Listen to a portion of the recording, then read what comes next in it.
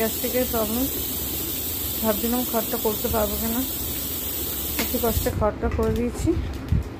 আর গোল্ডি দিদি হেল্প করছে ওদের খাওয়ারটা ডিস্ট্রিবিউট করতে।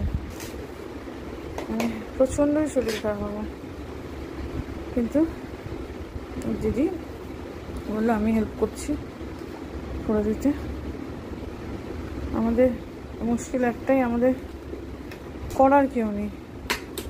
মানে আমরা অসুস্থ হয়ে গেলে বাচ্চাগুলোকে যে করে দেবে, এটা খুব মুশকিল হয়ে যায়। আর হঠাৎ করে যদি অসুস্থ হয়ে যায়, ইনস্ট্রাকশন দিয়ে দিয়ে করাচ্ছি, কারণ কখনো যদি আবার আমি অসুস্থ হয়ে যাই, বেচারাদের খাওয়ার মুশকিল না হয়ে যায়।